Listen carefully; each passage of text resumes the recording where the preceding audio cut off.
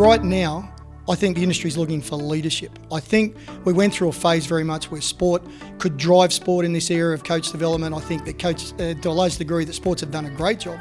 But I think right now, where we're seeing this staggering decline in the number of kids playing junior club sport, where as an industry, we're looking for leadership. We're saying, are there better ways of coaching coaches how to coach? And I think what Sport Australia is doing, first of all, with the data, demonstrating through data and through research what's actually happening throughout Australia, what's happening in the industry, and then saying, well, coaches basically are sport. Coaches are delivering the experience of sport.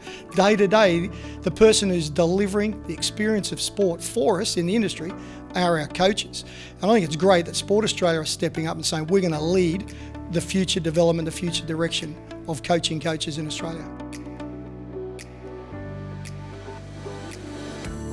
It's extremely valuable to connect with other coach development staff from other sports across the sector. It's an opportunity to build our community of practice, to reconnect, to make time to catch up later on, to find out about the projects that they were working on. And it can be quite isolating working in a sport in coaching, and it's good to feel that, we are one team. We all want players to get better. We all want people to have an amazing experience in sport. So it's really valuable to spend some time together. I think days like today where Sport Australia brings together all the coach educators, all the different sports are critically important. Just right from the beginning, just to be able to spend time with your colleagues, to be able to catch up, to be able to connect, share great ideas, share our stories, but then also just reconnect around what our purpose is, what we're doing here, how we leverage off of each other. And that Sport Australia can facilitate those opportunities and sort of almost put a knock to say, hey, stop that busy life, let's reconnect, let's reconvene. I think they're just vitally important. Part of the great thing about it is that there's so many people who are focused on a single area who come from different domains.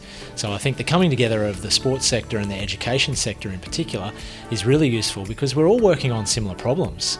We're all working on ideas and ways of making things better.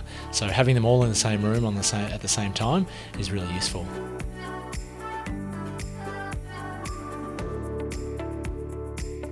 One of the key takeouts is that we need to do coach development, or we need to shift coach development to be more flexible, more open to change, rather than have a very rigid approach to coaching.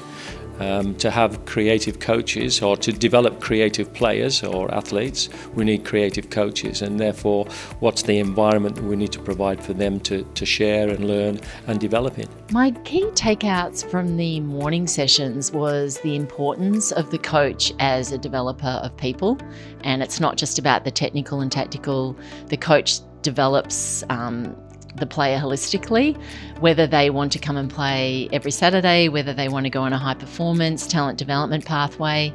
The coach is really that pivotal person. I think it's really important that coaches are encouraged to make sure that the young athletes that are coming to them have a memorable experience as early as possible. It's from those memorable experiences that the passion for that sport start to grow. And without those memorable experiences early in the piece, it's no wonder that kids wander away from sport, around 15, 16 years of age. And if we want kids to be retained in sport and retain that love of the sport, then we've got to make sure that they're enjoying it and they're getting those memorable experiences from an early age.